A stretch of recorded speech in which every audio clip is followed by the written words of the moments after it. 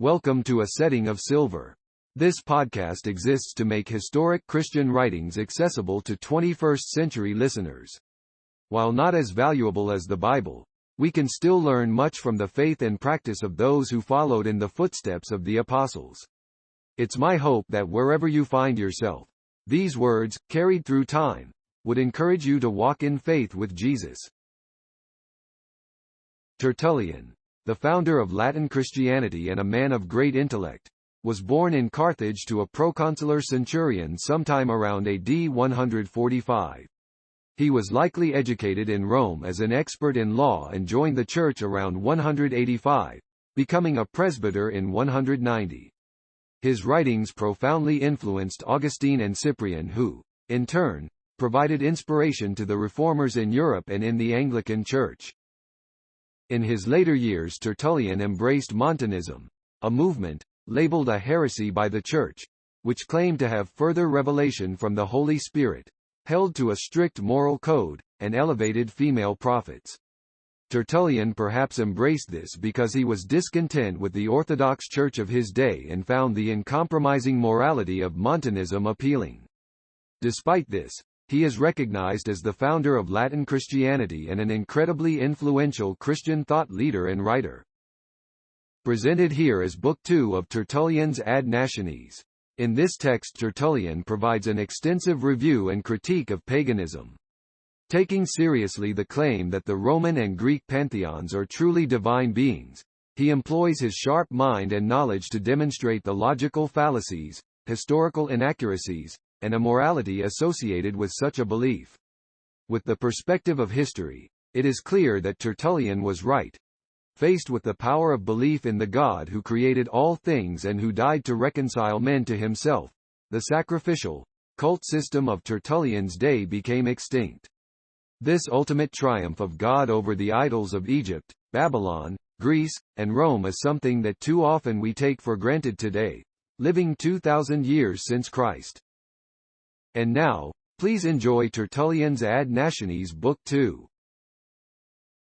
Our defense requires that we should at this point discuss with you the character of your gods, O ye heathen, fit objects of our pity, appealing even to your own conscience to determine whether they be truly gods, as you would have it supposed, or falsely, as you are unwilling to have proved. Now this is the material part of human error, owing to the wiles of its author, that it is never free from the ignorance of error, whence your guilt is all the greater. Your eyes are open, yet they see not. Your ears are unstopped, yet they hear not. Though your heart beats, it is yet dull, nor does your mind understand that of which it is cognizant. If indeed the enormous perverseness of your worship could be broken up by a single demurrer, we should have our objection ready to hand in the declaration that, as we know all those gods of yours to have been instituted by men, all belief in the true deity is by this very circumstance brought to naught, because, of course, nothing which some time or other had a beginning can rightly seem to be divine. But the fact is, there are many things by which tenderness of conscience is hardened into the callousness of willful error. Truth is beleaguered with the vast force of the enemy, and yet how secure she is in her own inherent strength. And naturally enough, when from her very adversaries she gains to her side whomsoever she will, as her friends and protectors, and prostrates the entire host of her assailants. It is therefore against these things that our contest lies, against the institutions of our ancestors, against the authority of tradition, the laws of our governors, and the reasonings of the wise, against antiquity, custom, submission, against precedents, prodigies, miracles, all which things have had their part in consolidating that spurious system of your gods. Wishing, then, to follow step by step your own commentaries which you have drawn out of your theology of every sort, because the authority of learned men goes further with you in matters of this kind than the testimony of facts, I have taken and abridged the works of Varro. For he in his treatise concerning divine things, collected out of ancient digests, has shown himself a serviceable guide for us. Now, if I inquire of him who were the subtle inventors of the gods, he points to either the philosophers, the peoples, or the poets. For he has made a threefold distinction in classifying the gods. One being the physical class, of which the philosophers treat. Another the mythic class, which is the constant burden of the poets. The third, the Gentile class, which the nations have adopted each one for itself. When, therefore, the philosophers have ingeniously composed their physical theology, out of their own conjectures, when the poets have drawn their mythical from fables, and the several nations have forged their Gentile polytheism, according to their own will, where in the world must truth be placed? In the conjectures? Well, but these are only a doubtful conception. In the fables? But they are at best an absurd story. In the popular accounts? This sort of opinion, however, is only promiscuous and municipal. Now all things with the philosophers are uncertain, because of their variation; with the poets all is worthless, because immoral; with the nations all is irregular and confused, because dependent on their mere choice. The nature of God, however, if it be the true one with which you are concerned, is of so definite a character as not to be derived from uncertain speculations, nor contaminated with worthless fables, nor determined by promiscuous conceits. It ought indeed to be regarded, as it really is, as certain, entire, universal, because it is in truth the property of all. Now, what God shall I believe? One that has been gauged by vague suspicion? One that history has divulged? One that a community has invented? It would be a far worthier thing if I believed no God, than one which is open to doubt, or full of shame, or the object of arbitrary selection. But the authority of the physical philosophers is maintained among you as the special property of wisdom. You mean, of course, that pure and simple wisdom of the philosophers which attests its own weakness mainly by that variety of opinion which proceeds from an ignorance of the truth. Now what wise man is so devoid of truth, as not to know that God is the Father and Lord of wisdom itself and truth? Besides, there is that divine oracle uttered by Solomon. The fear of the Lord, says he, is the beginning of wisdom. But fear has its origin in knowledge. For how will a man fear that of which he knows nothing? Therefore he who shall have the fear of God, even if he be ignorant of all things else, if he has attained to the knowledge and truth of God, will possess full and perfect wisdom. This, however, is what philosophy has not clearly realized. For although, in their inquisitive disposition to search into all kinds of learning, the philosophers may seem to have investigated the sacred scriptures themselves for their antiquity, and to have derived thence some of their opinions, yet because they have interpolated these deductions they prove that they have either despised them wholly or have not fully believed them, for in other cases also the simplicity of truth is shaken by the over-scrupulousness of an irregular belief, and that they therefore changed them, as their desire of glory grew, into products of their own mind. The consequence of this is, that even that which they had discovered degenerated into uncertainty, and there arose from 1 or 2 drops of truth a perfect flood of argumentation. For after they had simply found God, they did not expound him as they found him, but rather disputed about his quality and his nature, and even about his abode. The Platonists, indeed, held him to care about worldly things, both as the disposer and judge thereof. The Epicureans regarded him as apathetic and inert, and, so to say, a non-entity. The Stoics believed him to be outside of the world. The Platonists within the world. The God whom they had so imperfectly admitted, they could neither know nor fear. And therefore they could not be wise, since they wandered away indeed from the beginning of wisdom, that is, the fear of God. Proofs are not wanting that among the philosophers there was not only an ignorance, but actual doubt, about the divinity. Diogenes, when asked what was taking place in heaven, answered by saying, "I have never been up there." Again, whether there were any gods, he replied, "I do not know, only there ought to be gods." When Croesus inquired of Thales of Miletus what he thought of the gods, the latter, having taken some time to consider, answered by the word, "Nothing." Even Socrates denied with an air of certainty those gods of yours. Yet he with a like certainty requested that a cock should be sacrificed to Aesculapius. And therefore when philosophy, in its practice of defining about God, is detected in such uncertainty and inconsistency, what fear could it possibly have had of him whom it was not competent clearly to determine? We have been taught to believe of the world that it is God. For such the physical class of theologizers conclude it to be, since they have handed down such views about the gods that Dionysius the Stoic divides them into 3 kinds. The first, he supposes, includes those gods which are most obvious, as the sun, moon, and stars. The next, those which are not apparent, as Neptune. The remaining one, those which are said to have passed from the human state to the divine, as Hercules and Amphiaraus. In like manner, Arcesilaus makes a 3-fold form of the divinity: the Olympian, the astral, the Titanian, sprung from Coelus and Terra, from which through Saturn and Ops came Neptune, Jupiter, and Orcus, and their entire progeny. Xenocrates, of the Academy, makes a 2-fold division: the Olympian and the Titanian, which descend from Coelus and Terra. Most of the Egyptians believe that there are 4 gods: the sun and the moon, the heaven and the earth. Along with all the supernal fire, Democritus conjectures that the gods arose. Zeno, too, will have it that their nature resembles it.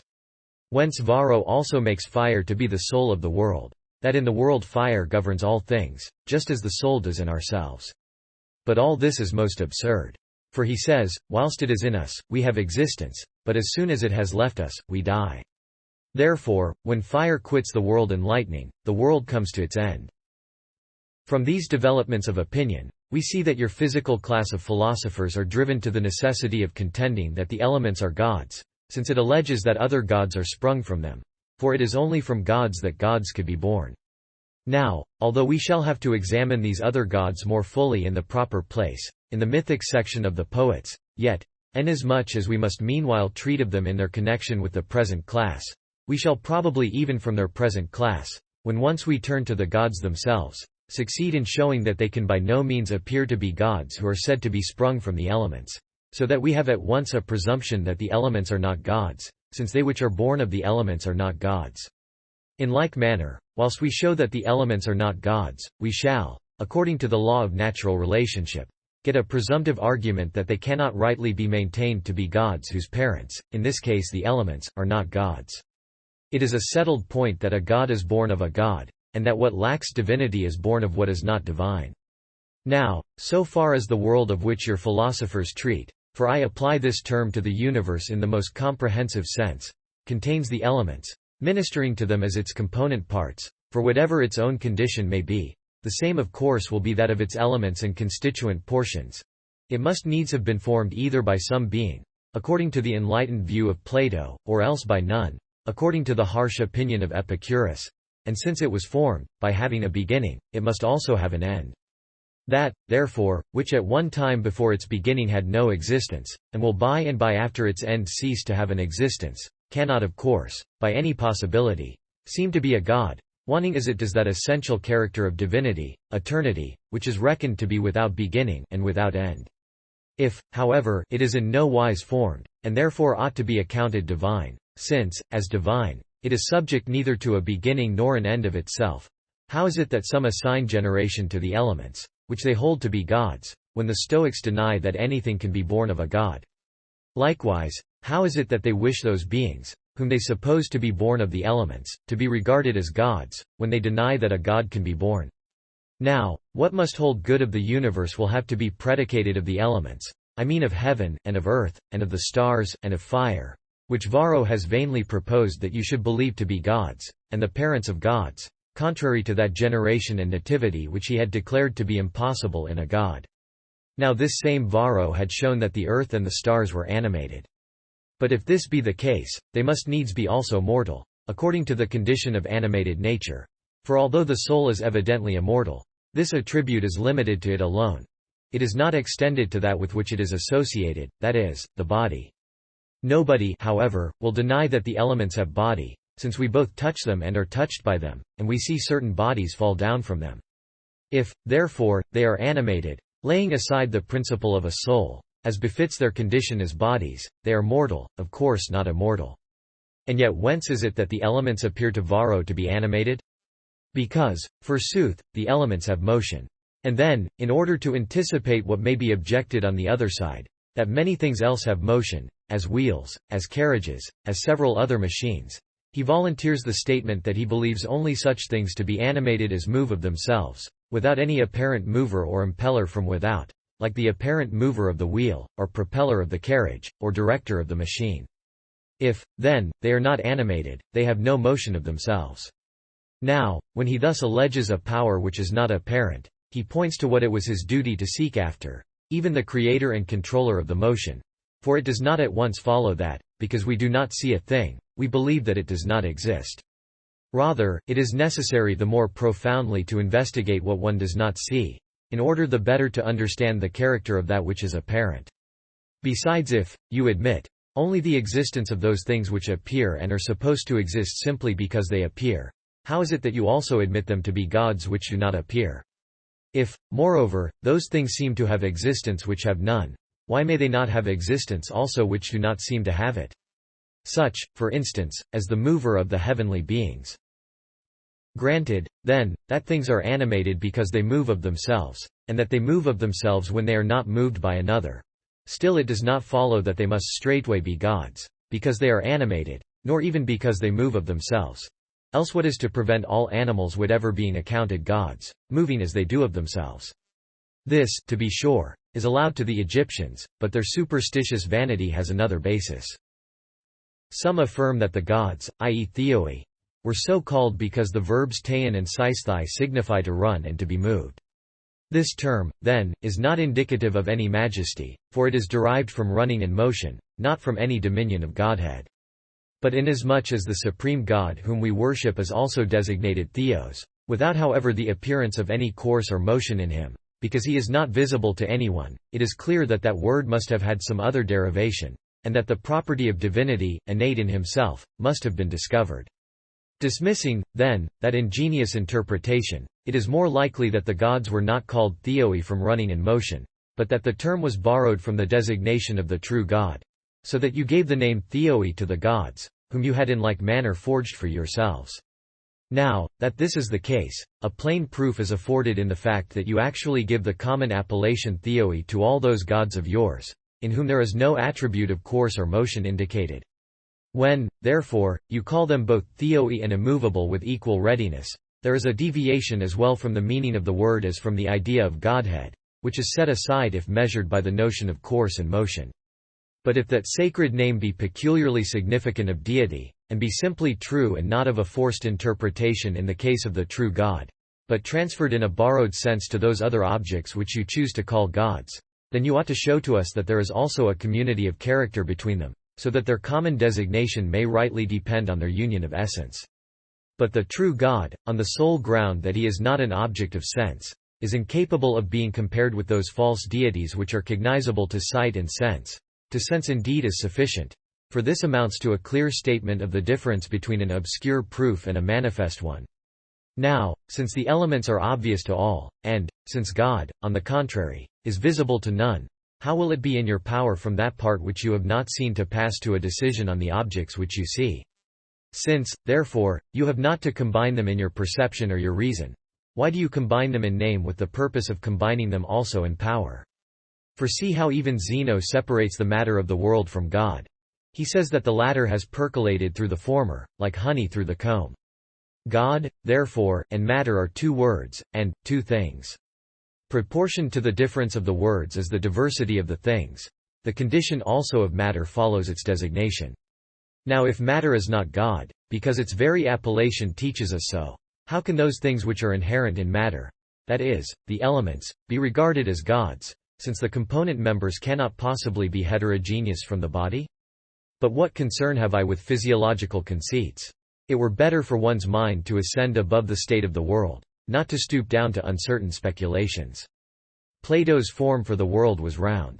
Its square, angular shape, such as others had conceived it to be, he rounded off, I suppose, with compasses, from his laboring to have it believed to be simply without a beginning. Epicurus, however, who had said, "What is above us is nothing to us," wished notwithstanding to have a peep at the sky, and found the sun to be a foot in diameter. Thus far you must confess men were niggardly and even celestial objects. In process of time their ambitious conceptions advanced, and so the sun too enlarged its disk.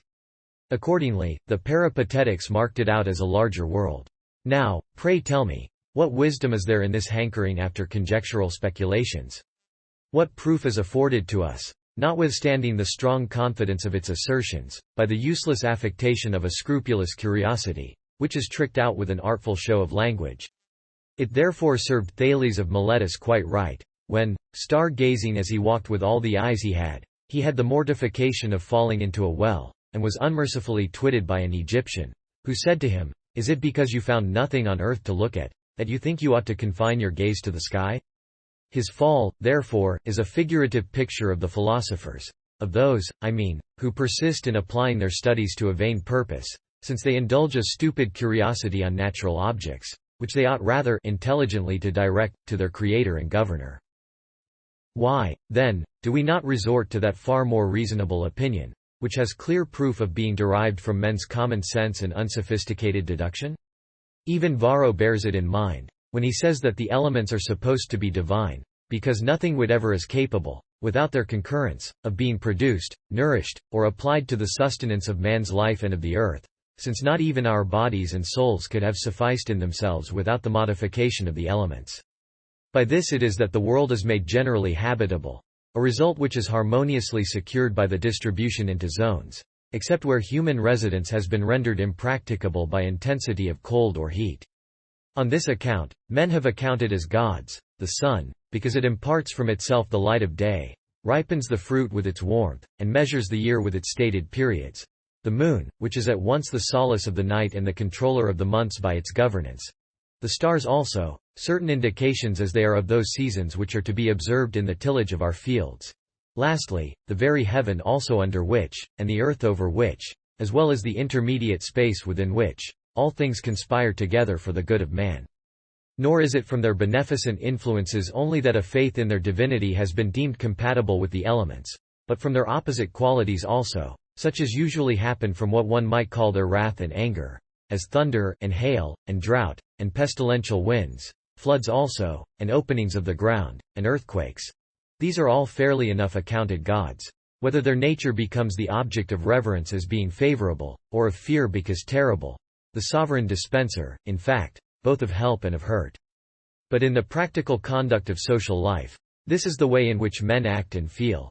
They do not show gratitude or find fault with the very things from which the succor or the injury proceeds, so much as with them by whose strength and power the operation of the things is effected. For even in your amusements you do not award the crown as a prize to the flute or the harp, but to the musician who manages the said flute or harp by the power of his delightful skill. In like manner, when one is in ill health, you do not bestow your acknowledgments on the flannel wraps, or the medicines, or the poultices, but on the doctors by whose care and prudence the remedies become effectual. So again, in untoward events, they who are wounded with the sword do not charge the injury on the sword or the spear, but on the enemy or the robber, whilst those whom a falling house covers do not blame the tiles or the stones, but the oldness of the building, as again shipwrecked sailors impute their calamity not to the rocks and waves, but to the tempest. And rightly too. For it is certain that everything which happens must be ascribed not to the instrument with which, but to the agent by whom, it takes place. Inasmuch as he is the prime cause of the occurrence, who appoints both the event itself and that by whose instrumentality it comes to pass. As there are in all things these three particular elements, the fact itself, its instrument, and its cause, because he himself who wills the occurrence of a thing comes into notice prior to the thing which he wills, or the instrument by which it occurs.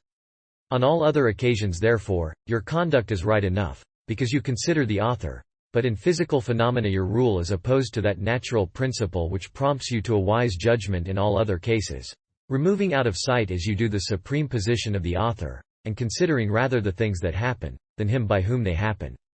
Thus it comes to pass that you suppose the power and the dominion to belong to the elements, which are but the slaves and functionaries. Now do we not, in thus tracing out an artificer and master within, expose the artful structure of their slavery out of the appointed functions of those elements to which you ascribe, the attributes, of power?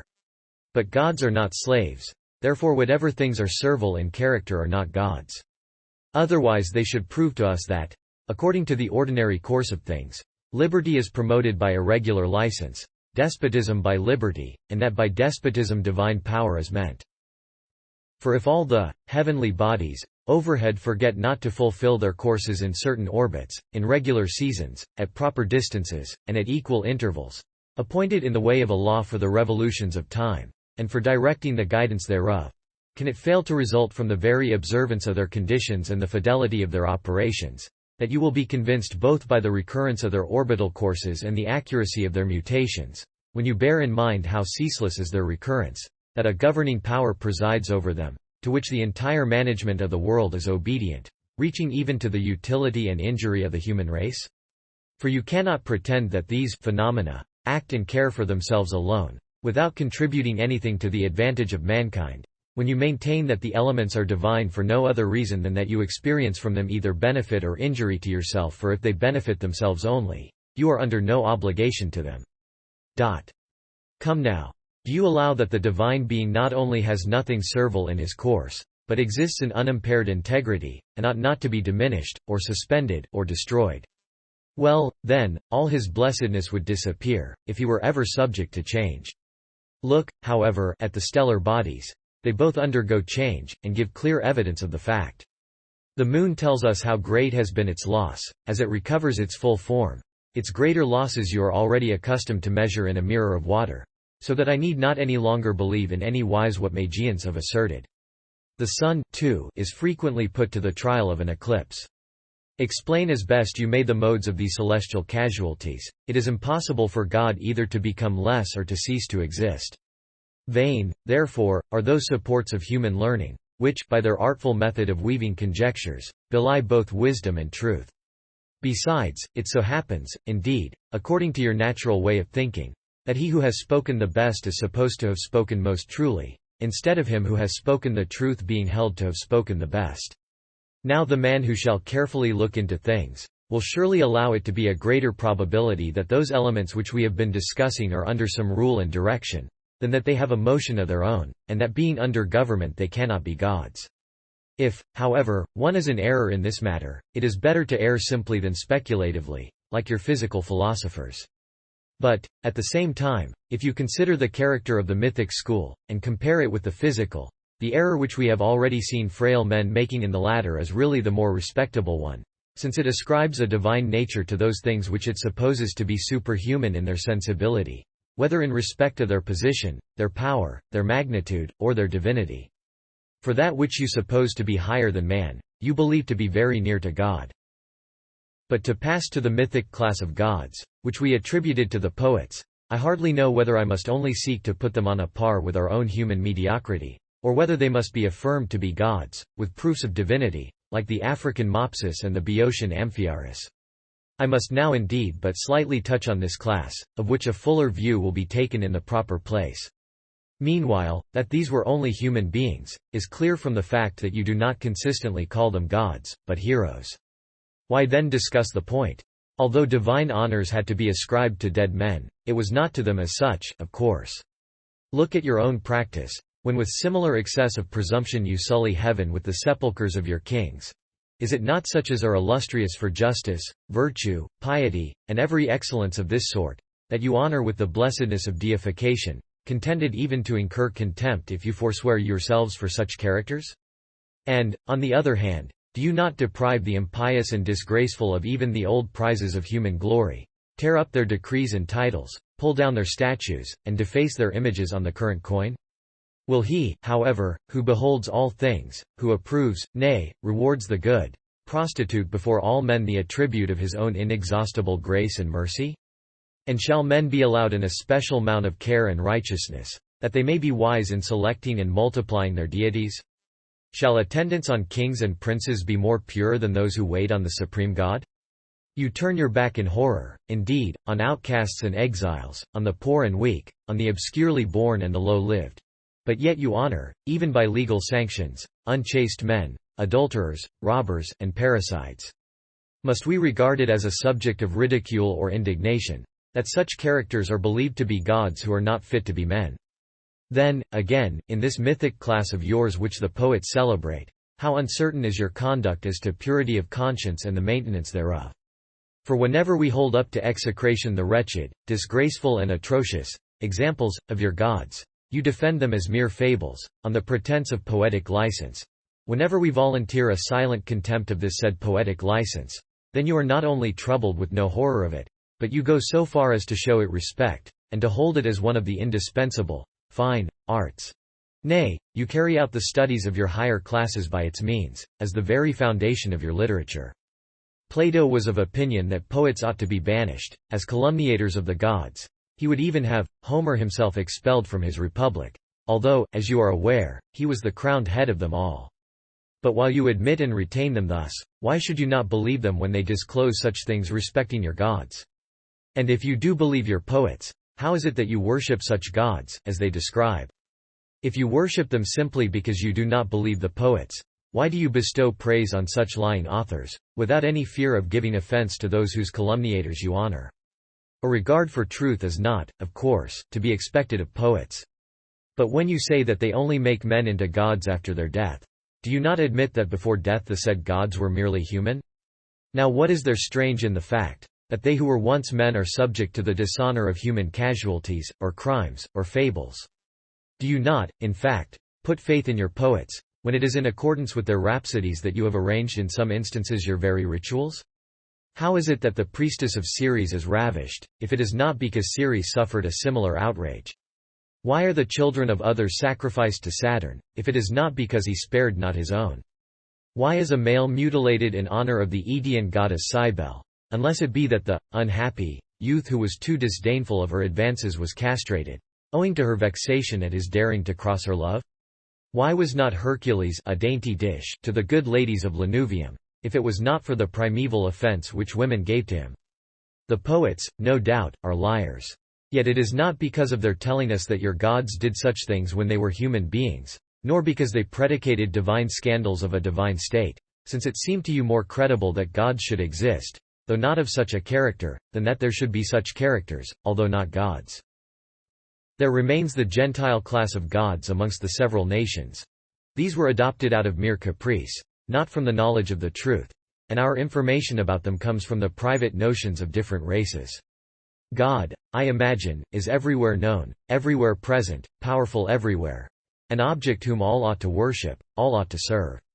Since, then, it happens that even they, whom all the world worships in common, fail in the evidence of their true divinity, how much more must this befall those whom their very votaries have not succeeded in discovering? For what useful authority could possibly precede a theology of so defective a character as to be wholly unknown to fame?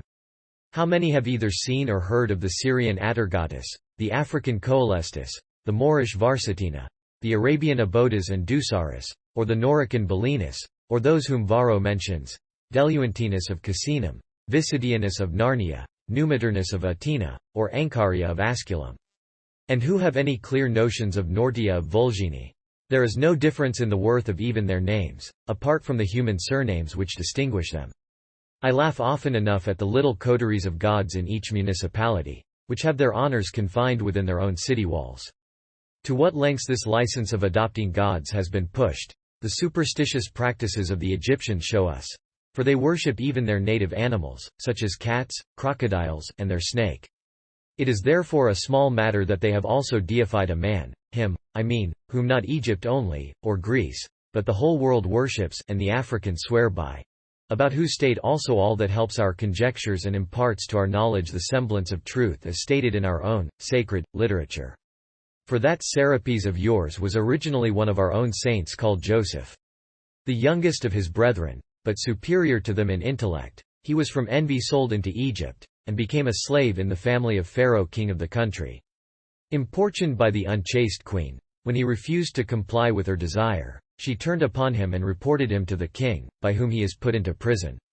There he displays the power of his divine inspiration, by interpreting aright the dreams of some fellow prisoners. Meanwhile the king, too, has some terrible dreams. Joseph being brought before him, according to his summons, was able to expound them. Having narrated the proofs of true interpretation which he had given in the prison, he opens out his dream to the king. Those 7 fat-fleshed and well-favored kine signified as many years of plenty. In like manner, the 7 lean-fleshed animals predicted the scarcity of the 7 following years. He accordingly recommends precautions to be taken against the future famine from the previous plenty. The king believed him. The issue of all that happened showed how wise he was, how invariably holy, and now how necessary. So Pharaoh set him over all Egypt, that he might secure the provision of corn for it, and thenceforth administer its government. They called him Serapis, from the turban which adorned his head.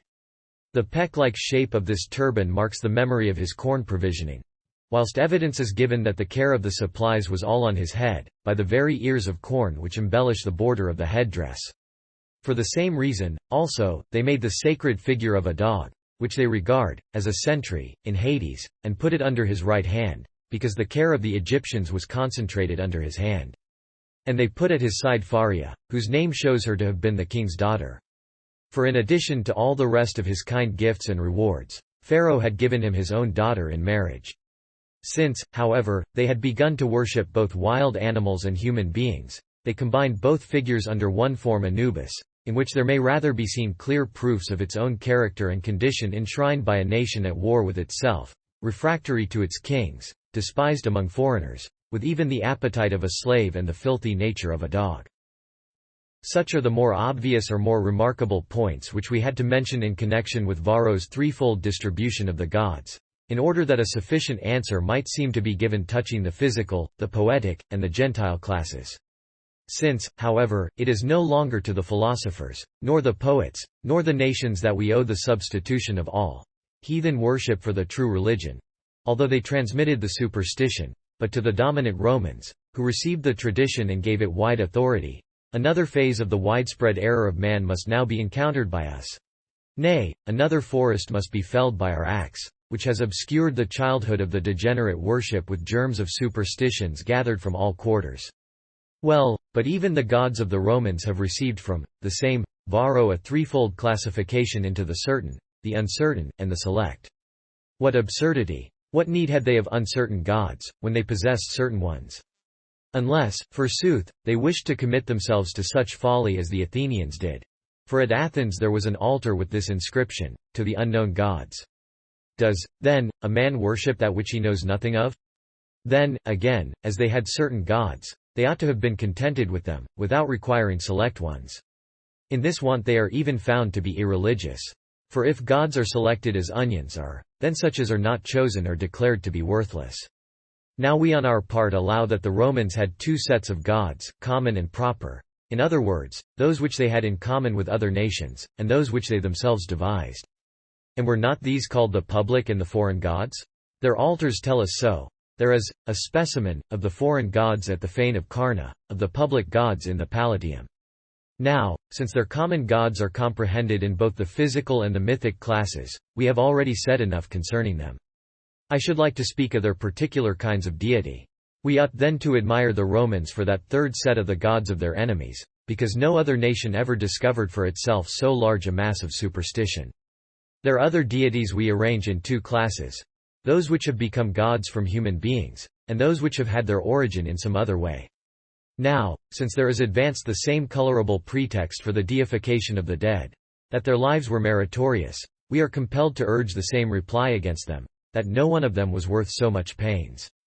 Their fond father Aeneas, in whom they believed, was never glorious, and was felled with a stone, a vulgar weapon, to pelt a dog withal, inflicting a wound no less ignoble. But this Aeneas turns out a traitor to his country. Yes, quite as much as Antenor.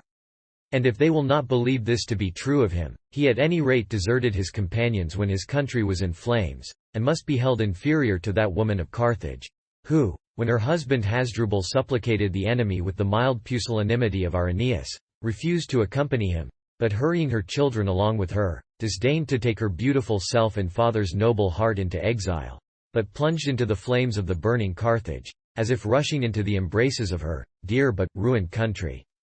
Is he, pious Aeneas, for rescuing his young only son and decrepit old father, but deserting Priam and Astyanax? But the Romans ought rather to detest him, for in defense of their princes and their royal house, they surrender even children and wives, and every dearest pledge. They deify the son of Venus, and this with the full knowledge and consent of her husband Vulcan, and without opposition from even Juno. Now, if sons have seats in heaven owing to their piety to their parents, why are not those noble youths of Argos rather accounted gods? Because they, to save their mother from guilt in the performance of some sacred rites, with a devotion more than human, yoked themselves to her car and dragged her to the temple? Why not make a goddess, for her exceeding piety, of that daughter who from her own breasts nourished her father who was famishing in prison? What other glorious achievement can be related of Aeneas, but that he was nowhere seen in the fight on the field of Laurentum? Following his bent, perhaps he fled a second time as a fugitive from the battle. In like manner, Romulus posthumously becomes a god. Was it because he founded the city? Then why not others also, who have built cities, counting even women? To be sure, Romulus slew his brother in the bargain, and trickishly ravished some foreign virgins. Therefore of course he becomes a god, and therefore a Quirinus, god of the spear, because then their fathers had to use the spear on his account. What did Sterculus do to merit deification? If he worked hard to enrich the fields Stercoribus with manure. Augeas had more dung than he to bestow on them. If Faunus, the son of Picus, used to do violence to law and right, because struck with madness, it was more fit that he should be doctored than deified. If the daughter of Faunus so excelled in chastity, that she would hold no conversation with men. It was perhaps from rudeness, or a consciousness of deformity, or shame for her father's insanity. How much worthier of divine honor than this good goddess was Penelope, who, although dwelling among so many suitors of the vilest character, preserved with delicate tact the purity which they assailed. There is Sanctus, too, who for his hospitality had a temple consecrated to him by King Plotius, and even Ulysses had it in his power to have bestowed one more god upon you in the person of the most refined Alcinous. I hasten to even more abominable cases. Your writers have not been ashamed to publish that of Larentina. She was a hired prostitute, whether as the nurse of Romulus, and therefore called Lupa, because she was a prostitute, or as the mistress of Hercules, now deceased, that is to say, now deified.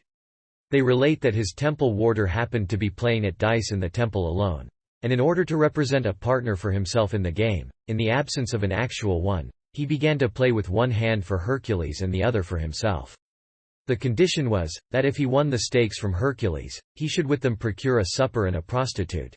If Hercules, however, proved the winner, I mean his other hand, then he should provide the same for Hercules. The hand of Hercules won. That achievement might well have been added to his 12 labors. The temple warden buys a supper for the hero, and hires Larentina to play the whore. The fire which dissolved the body of even a Hercules enjoyed the supper, and the altar consumed everything. Larentina sleeps alone in the temple, and she, a woman from the brothel, boasts that in her dreams she had submitted herself to the pleasure of Hercules, and she might possibly have experienced this, as it passed through her mind, in her sleep. In the morning, on going out of the temple very early, she is solicited by a young man, a third Hercules, so to speak. He invites her home. She complies, remembering that Hercules had told her that it would be for her advantage. He then, to be sure, obtains permission that they should be united in lawful wedlock, for none was allowed to have intercourse with the concubine of a god without being punished for it. The husband makes her his heir. By and by, just before her death, she bequeathed to the Roman people the rather large estate which she had obtained through Hercules. After this she sought deification for her daughters too, whom indeed the divine Larentina ought to have appointed her heirs also. The gods of the Romans received an accession in her dignity. For she alone of all the wives of Hercules was dear to him, because she alone was rich, and she was even far more fortunate than Ceres, who contributed to the pleasure of the king of the dead. After so many examples and eminent names among you, who might not have been declared divine? Who, in fact, ever raised a question as to his divinity against Antinous? Was even Ganymede more grateful and dear than he to the supreme God, who loved him? According to you, heaven is open to the dead. You prepare a way from Hades to the stars. Prostitutes mounted in all directions, so that you must not suppose that you are conferring a great distinction upon your kings. And you are not content to assert the divinity of such as were once known to you, whom you heard and handled, and whose portraits have been painted, and actions recounted, and memory retained amongst you. But men insist upon consecrating with a heavenly life I know not what incorporeal, inanimate shadows, and the mere names of things, dividing man's entire existence amongst separate powers even from his conception in the womb. So that there is a god Concevius, to preside over concubital generation, and Fluviana, to preserve the growth of the infant in the womb. After these come Vitumnus and Sentinus, through whom the babe begins to have life in its earliest sensation. Then Despiter, by whose office the child accomplishes its birth. But when women begin their parturition, Candelifera also comes in aid, since childbearing requires the light of the candle. And other goddesses there are who get their names from the parts they bear in the stages of travail. There were 2 Carmentas likewise, according to the general view. To one of them, called Postverta, belonged the function of assisting the birth of the introverted child, while the other, Prosa, executed the like office for the rightly born. The god Ferinus was so called from his inspiring the first utterance, while others believed in Locutus from his gift of speech. Cunina is present as the protector of the child's deep slumber, and supplies to it refreshing rest. To lift them, when fallen, there is Lavanna, and along with her Rumina. It is a wonderful oversight that no gods were appointed for cleaning up the filth of children. Then, to preside over their first pap and earliest drink you have Patina and Edula. To teach the child to stand erect is the work of Statina, whilst Adiona helps him to come to dear mama, and Abiona to toddle off again. Then there is Damaduca, to bring home the bride, and the goddess Mens, to influence the mind to either good or evil. They have likewise Volumnus and Valetta, to control the will; Paventina, the goddess, of fear; Venilia, of hope; Volupia, of pleasure; Praestitia, of beauty. Then, again, they give his name to Perignor, from his teaching men to go through their work; to Consus, from his suggesting to them counsel. Juventa is their guide on assuming the manly gown, and bearded fortune, when they come to full manhood. If I must touch on their nuptial duties, there is Afferenda, whose appointed function is to see to the offering of the dower, but fie on you. You have your Mutunus and Tutunus and Pertunda and Subigus and the goddess Prema and likewise Perfica. O spare yourselves, ye impudent gods! No one is present at the secret struggles of married life. Those very few persons who have a wish that way, go away and blush for very shame in the midst of their joy. Now, how much further need I go in recounting your gods, because I want to descant on the character of such as you have adopted? It is quite uncertain whether I shall laugh at your absurdity, or upbraid you for your blindness. For how many, and indeed what, gods shall I bring forward? Shall it be the greater ones, or the lesser? The old ones, or the novel? The male, or the female? The unmarried, or such as are joined in wedlock? The clever, or the unskilful? The rustic or the town ones? The national or the foreign? For the truth is, there are so many families, so many nations, which require a catalogue, of gods, that they cannot possibly be examined, or distinguished, or described. But the more diffuse the subject is, the more restriction must we impose on it. As, therefore, in this review we keep before us but one object, that of proving that all these gods were once human beings, not, indeed, to instruct you in the fact, for your conduct shows that you have forgotten it. Let us adopt our compendious summary from the most natural method of conducting the examination, even by considering the origin of their race. For the origin characterizes all that comes after it. Now this origin of your gods dates, I suppose, from Saturn. And when Varro mentions Jupiter, Juno, and Minerva, as the most ancient of the gods, it ought not to have escaped our notice, that every father is more ancient than his sons, and that Saturn therefore must precede Jupiter, even as Coelus does Saturn, for Saturn was sprung from Coelus and Terra. I pass by, however, the origin of Coelus and Terra. They led in some unaccountable way single lives, and had no children. Of course they required a long time for vigorous growth to attain to such a stature. By and by, as soon as the voice of Coelus began to break, and the breasts of Terra to become firm, they contract marriage with one another. I suppose either heaven came down to his spouse, or earth went up to meet her Lord. Be that as it may, earth conceived seed of heaven, and when her year was fulfilled brought forth Saturn in a wonderful manner. Which of his parents did he resemble? Well, then, even after parentage began, it is certain that they had no child previous to Saturn, and only one daughter afterwards, Ops. Thenceforth they ceased to procreate. The truth is, Saturn castrated Coelus as he was sleeping. We read this name Coelus as of the masculine gender. And for the matter of that, how could he be a father unless he were a male? But with what instrument was the castration effected? He had a scythe. What, so early as that? For Vulcan was not yet an artificer in iron. The widowed Terra, however, although still quite young, was in no hurry to marry another. Indeed, there was no second Coelus for her. What but ocean offers her an embrace? But he savours of brackishness, and she has been accustomed to fresh water. And so Saturn is the sole male child of Coelus and Terra. When grown to puberty, he marries his own sister. No laws as yet prohibited incest, nor punished parricide. Then, when male children were born to him, he would devour them. Better himself, should take them, than the wolves, for to these would they become a prey, if he exposed them. He was, no doubt, afraid that one of them might learn the lesson of his father's scythe. When Jupiter was born in course of time, he was removed out of the way. The father swallowed a stone instead of the son, as was pretended. This artifice secured his safety for a time. But at length the son, whom he had not devoured, and who had grown up in secret, fell upon him, and deprived him of his kingdom. Such, then, is the patriarch of the gods whom heaven and earth produced for you, with the poets officiating as midwives. Now some persons with a refined imagination are of opinion that, by this allegorical fable of Saturn, there is a physiological representation of time. They think that it is because all things are destroyed by time, that Coelus and Terra were themselves parents without having any of their own, and that the fatal scythe was used, and that Saturn devoured his own offspring, because he, in fact, absorbs within himself all things which have issued from him. They call in also the witness of his name. For they say that he is called Chronos in Greek, meaning the same thing as Chronos. His Latin name also they derive from seed sowing. For they suppose him to have been the actual procreator. That the seed, in fact, was dropped down from heaven to earth by his means. They unite him with ops, because seeds produce the effluent treasure, opum, of actual life, and because they develope with labor, opus. Now I wish that you would explain this metaphorical statement. It was either Saturn or time. If it was time, how could it be Saturn? If he, how could it be time? For you cannot possibly reckon both these corporeal subjects as coexisting in one person. What, however, was there to prevent your worshipping time under its proper quality? Why not make a human person, or even a mythic man, an object of your adoration, but each in its proper nature, not in the character of time? What is the meaning of that conceit of your mental ingenuity, if it be not to color the foulest matters with the feigned appearance of reasonable proofs?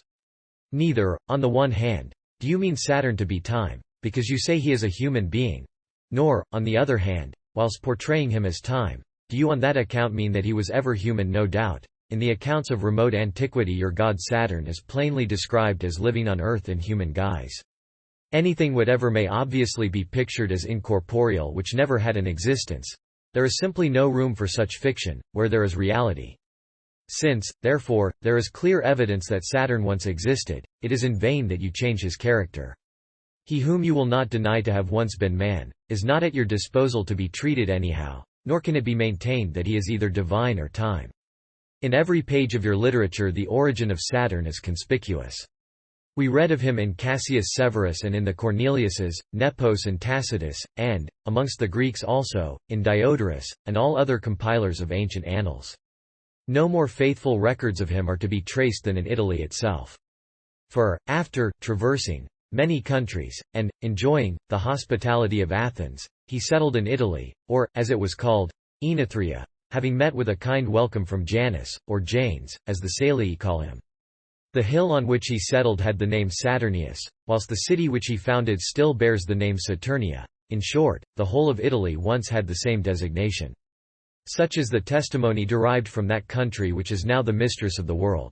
Whatever doubt prevails about the origin of Saturn, his actions tell us plainly that he was a human being. Since, therefore, Saturn was human, he came undoubtedly from a human stock. And more, because he was a man, he, of course, came not of Coelus and Terra. Some people, however, found it easy enough to call him, whose parents were unknown, the son of those gods from whom all may in a sense seem to be derived. For who is there that does not speak under a feeling of reverence of the heaven and the earth as his own father and mother? Or, in accordance with a custom amongst men, which induces them to say of any who are unknown or suddenly apparent, that they came from the sky. Hence it happened that, because a stranger appeared suddenly everywhere, it became the custom to call him a heaven-born man, just as we also commonly call earth-born all those whose descent is unknown. I say nothing of the fact that such was the state of antiquity, when men's eyes and minds were so habitually rude, that they were excited by the appearance of every newcomer as if it were that of a god. Much more would this be the case with a king, and that the primeval one. I will linger some time longer over the case of Saturn, because by fully discussing his primordial history I shall beforehand furnish a compendious answer for all other cases. And I do not wish to omit the more convincing testimony of your sacred literature, the credit of which ought to be the greater in proportion to its antiquity. Now earlier than all literature was the Sibyl. That Sibyl, I mean, who was the true prophetess of truth, from whom you borrow their title for the priests of your demons. She in Cenarian verse expounds the descent of Saturn and his exploits in words to this effect. In the 10th generation of men, after the flood had overwhelmed the former race, reigned Saturn, and Titan, and Japetus, the bravest of the sons of Terra and Coelus. Whatever credit, therefore, is attached to your older writers and literature, and much more to those who were the simplest as belonging to that age, it becomes sufficiently certain that Saturn and his family were human beings. We have in our possession, then, a brief principle which amounts to a prescriptive rule about their origin serving for all other cases, to prevent our going wrong in individual instances. The particular character of a posterity is shown by the original founders of the race, mortal beings, come, from mortals, earthly ones from earthly. Step after step comes in due relation, marriage, conception, birth, country, settlements, kingdoms, all give the clearest proofs. They, therefore, who cannot deny the birth of men, must also admit their death. They who allow their mortality must not suppose them to be gods. Manifest cases, indeed, like these have a force peculiarly their own. Men like Varro and his fellow dreamers admit into the ranks of the divinity those whom they cannot assert to have been in their primitive condition anything but men. And this they do, by affirming that they became gods after their death. Here, then, I take my stand. If your gods were elected to this dignity and deity, just as you recruit the ranks of your senate, you cannot help conceding, in your wisdom, that there must be some one supreme sovereign who has the power of selecting, and is a kind of Caesar, and nobody is able to confer on others a thing over which he has not absolute control. Besides, if they were able to make gods of themselves after their death, pray tell me why they chose to be in an inferior condition at first? Or, again, if there is no one who made them gods, how can they be said to have been made such, if they could only have been made by someone else? There is therefore no ground afforded you for denying that there is a certain wholesale distributor of divinity. Let us accordingly examine the reasons for dispatching mortal beings to heaven. I suppose you will produce a pair of them. Whoever, then, is the awarder of the divine honors, exercises his function, either that he may have some supports, or defenses, or it may be even ornaments to his own dignity, or from the pressing claims of the meritorious, that he may reward all the deserving. No other cause is it permitted us to conjecture. Now there is no one who, when bestowing a gift on another, does not act with a view to his own interest or the other's. This conduct, however, cannot be worthy of the divine being, inasmuch as his power is so great that he can make gods outright, whilst his bringing man into such request, on the pretense that he requires the aid and support of certain, even dead persons, is a strange conceit, since he was able from the very first to create for himself immortal beings. He who has compared human things with divine will require no further arguments on these points. And yet the latter opinion ought to be discussed, that God conferred divine honors in consideration of meritorious claims. Well, then, if the award was made on such grounds, if heaven was opened to men of the primitive age because of their deserts, we must reflect that after that time no one was worthy of such honor, except it be, that there is now no longer such a place for anyone to attain to. Let us grant that anciently men may have deserved heaven by reason of their great merits. Then let us consider whether there really was such merit. Let the man who alleges that it did exist declare his own view of merit. Since the actions of men done in the very infancy of time are a valid claim for their deification, you consistently admitted to the honor the brother and sister who were stained with the sin of incest, Ops and Saturn. Your Jupiter too, stolen in his infancy, was unworthy of both the home and the nutriment accorded to human beings, and, as he deserved for so bad a child, he had to live in Crete. Afterwards, when full grown, he dethrones his own father, who, whatever his parental character may have been, was most prosperous in his reign, king as he was of the Golden Age. Under him, a stranger to toil and want, peace maintained its joyous and gentle sway. Under him, nulli subigibant arva coloni. No swains would bring the fields beneath their sway. And without the importunity of anyone the earth would bear all crops spontaneously. But he hated a father who had been guilty of incest, and had once mutilated his grandfather. And yet, behold, he himself marries his own sister, so that I should suppose the old adage was made for him, tu patros to Padian, father's own child. There was not a pin to choose between the father's piety and the son's. If the laws had been just even at that early time, Jupiter ought to have been sewed up in both sacks. After this corroboration of his lust with incestuous gratification, why should he hesitate to indulge himself lavishly in the lighter excesses of adultery and debauchery? Ever since poetry sported thus with his character, in some such way as is usual when a runaway slave is posted up in public, we have been in the habit of gossiping without restraint of his tricks in our chat with passers-by, sometimes sketching him out in the form of the very money which was the fee of his debauchery, as when he personated a bull, or rather paid the money's worth of one, and showered gold into the maiden's chamber, or rather forced his way in with a bribe, sometimes figuring him, in the very likenesses of the parts which were acted, as the eagle which ravished, the beautiful youth, and the swan which sang, the enchanting song. Well now, are not such fables as these made up of the most disgusting intrigues and the worst of scandals? Or would not the morals and tempers of men be likely to become wanton from such examples? In what manner demons, the offspring of evil angels who have been long engaged in their mission, have labored to turn men aside from the faith to unbelief and to such fables, we must not in this place speak of to any extent. As indeed the general body, of your gods, which took their cue from their kings, and princes, and instructors, was not of the self-same nature, it was in some other way that similarity of character was exacted by their authority. But how much the worst of them was he who, ought to have been, but was not, the best of them. By a title peculiar to him, you are indeed in the habit of calling Jupiter the best, whilst in Virgil he is, Aquis Jupiter. All therefore were like him, incestuous towards their own kith and kin, unchaste to strangers, impious, unjust. Now he whom mythic story left untainted with no conspicuous infamy, was not worthy to be made a god. But since they will have it that those who have been admitted from the human state to the honours of deification should be kept separate from others, and that the distinction which Dionysius the Stoic drew should be made between the native and the factitious gods, I will add a few words concerning this last class also. I will take Hercules himself for raising the gist of a reply to the question, whether he deserved heaven and divine honours? For, as men choose to have it, these honours are awarded to him for his merits. If it was for his valour in destroying wild beasts with intrepidity, what was there in that so very memorable? Do not criminals condemned to the games, though they are even consigned to the contest of the vile arena, dispatch several of these animals at one time, and that with more earnest zeal? If it was for his worldwide travels, how often has the same thing been accomplished by the rich at their pleasant leisure, or by philosophers in their slave-like poverty? Is it forgotten that the cynic Asclepiades on a single sorry cow, riding on her back, and sometimes nourished at her udder, surveyed the whole world with a personal inspection? Even if Hercules visited the infernal regions, who does not know that the way to Hades is open to all?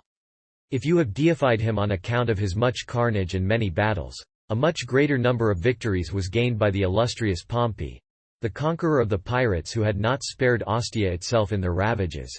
And, as to carnage, how many thousands, let me ask, were cooped up in one corner of the citadel of Carthage, and slain by Scipio? Wherefore Scipio has a better claim to be considered a fit candidate for deification than Hercules.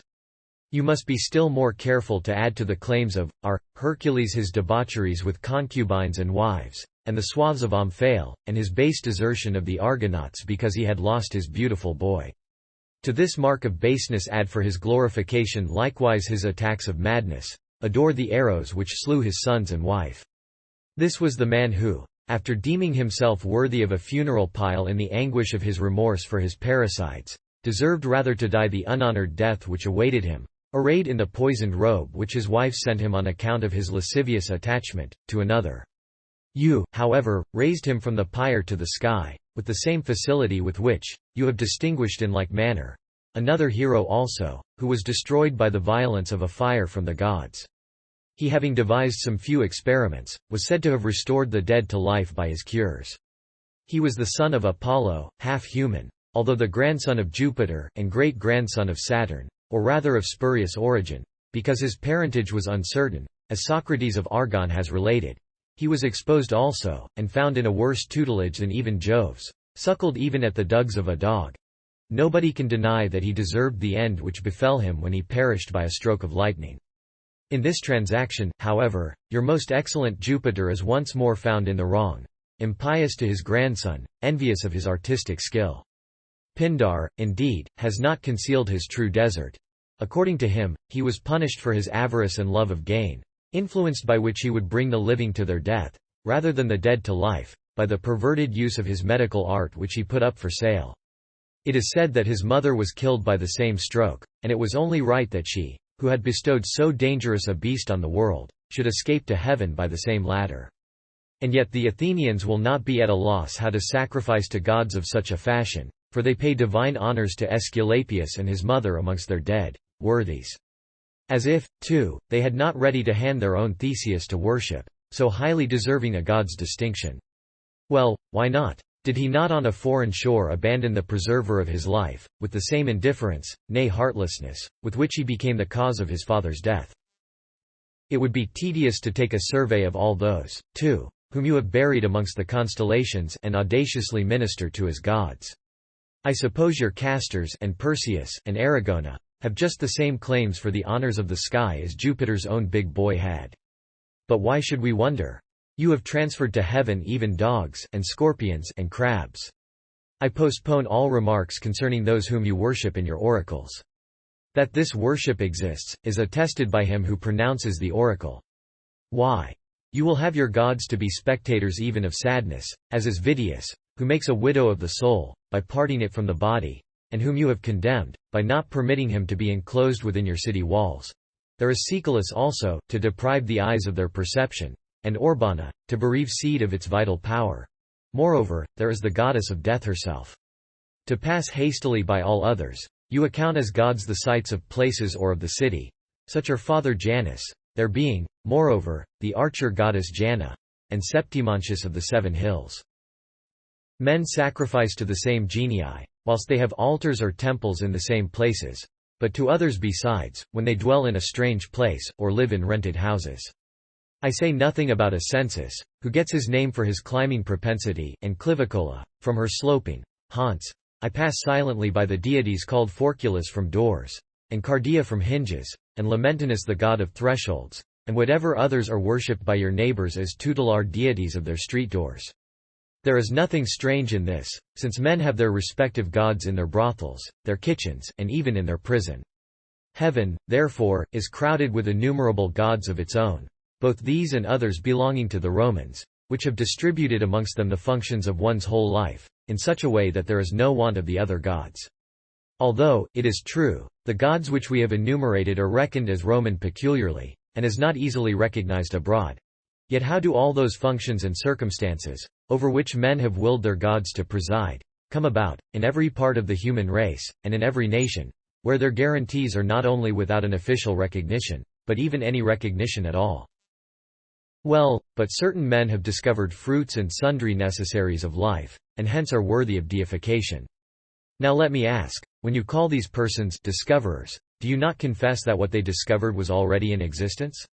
Why then do you not prefer to honor the author, from whom the gifts really come, instead of converting the author into mere discoverers?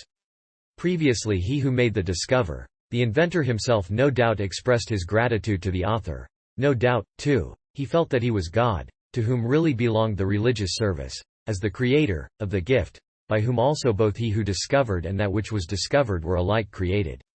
The green fig of Africa nobody at Rome had heard of when Cato introduced it to the Senate, in order that he might show how near was that province of the enemy whose subjugation he was constantly urging.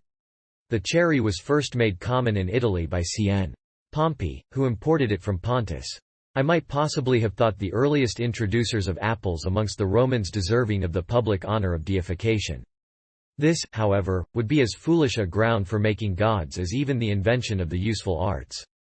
And yet if the skillful men of our own time be compared with these, how much more suitable would deification be to the later generation than to the former? For, tell me, have not all the extant inventions superseded antiquity, whilst daily experience goes on adding to the new stock? Those, therefore, whom you regard as divine because of their arts, you are really injuring by your very arts, and challenging their divinity, by means of rival attainments, which cannot be surpassed. In conclusion, without denying all those whom antiquity willed and posterity has believed to be gods, to be the guardians of your religion, there yet remains for our consideration that very large assumption of the Roman superstitions which we have to meet in opposition to you, O heathen, viz. That the Romans have become the lords and masters of the whole world, because by their religious offices they have merited this dominion to such an extent that they are within a very little of excelling even their own gods in power. One cannot wonder that Sterculus and Mutunus and Larentina have severally advanced this empire to its height. The Roman people has been by its gods alone ordained to such dominion. For I could not imagine that any foreign gods would have preferred doing more for a strange nation than for their own people, and so by such conduct become the deserters and neglectors, nay, the betrayers of the native land wherein they were born and bred, and ennobled and buried. Thus not even Jupiter could suffer his own Crete to be subdued by the Roman fasces, forgetting that cave of Ida, and the brazen symbols of the Corybantes, and the most pleasant odor of the goat which nursed him on that dear spot. Would he not have made that tomb of his superior to the whole capital, so that that land should most widely rule which covered the ashes of Jupiter? Would Juno, too, be willing that the Punic city, for the love of which she even neglected Samos, should be destroyed, and that, too, by the fires of the sons of Aeneas? although I am well aware that hic ilius arma, hic curus fuit, hoc regnum de gentibus esse. Si qua fata sonant, jam tunc tenditique fovique. Here were her arms, her chariot here. Here goddess-like, to fix one day the seat of universal sway. Might fate be wrung to yield assent. E'en then her schemes, her cares were bent. Still the unhappy, queen of gods, had no power against the fates. And yet the Romans did not accord as much honor to the fates, although they gave them Carthage, as they did to Larentina. But surely those gods of yours have not the power of conferring empire. For when Jupiter reigned in Crete, and Saturn in Italy, and Isis in Egypt, it was even as men that they reigned, to whom also were assigned many to assist them. Thus he who serves also makes masters, and the bond-slave of Admetus aggrandizes with empire the citizens of Rome, although he destroyed his own liberal votary Croesus by deceiving him with ambiguous oracles. Being a god, why was he afraid boldly to foretell to him the truth that he must lose his kingdom? Surely those who were aggrandized with the power of wielding empire might always have been able to keep an eye, as it were, on their own cities. If they were strong enough to confer empire on the Romans, why did not Minerva defend Athens from Xerxes? Or why did not Apollo rescue Delphi out of the hand of Pyrrhus? They who lost their own cities preserve the city of Rome, since, forsooth, the religiousness of Rome has merited the protection. But is it not rather the fact that this excessive devotion has been devised since the empire has attained its glory by the increase of its power? No doubt sacred rites were introduced by Numa, but then your proceedings were not marred by a religion of idols and temples. Piety was simple, and worship humble. Altars were artlessly reared, and the vessels, thereof, plain, and the incense from them scant, and the god himself nowhere. Men therefore were not religious before they achieved greatness, nor great, because they were religious. But how can the Romans possibly seem to have acquired their empire by an excessive religiousness and very profound respect for the gods, when that empire was rather increased after the gods had been slighted? Now, if I am not mistaken, every kingdom or empire is acquired and enlarged by wars, whilst they and their gods also are injured by conquerors. For the same ruin affects both city walls and temples. Similar is the carnage both of civilians and of priests, identical the plunder of profane things and of sacred. To the Romans belong as many sacrileges as trophies, and then as many triumphs over gods as over nations. Still remaining are their captive idols amongst them, and certainly, if they can only see their conquerors, they do not give them their love. Since, however, they have no perception, they are injured with impunity, and since they are injured with impunity, they are worshipped to no purpose. The nation, therefore, which has grown to its powerful height by victory after victory, cannot seem to have developed owing to the merits of its religion, whether they have injured the religion by augmenting their power, or augmented their power by injuring the religion. All nations have possessed empire, each in its proper time, as the Assyrians, the Medes, the Persians, the Egyptians. Empire is even now also in the possession of some. And yet they that have lost their power use not to behave without attention to religious services and the worship of the gods, even after these had become unpropitious to them, until at last almost universal dominion has accrued to the Romans. It is the fortune of the times that has thus constantly shaken kingdoms with revolution.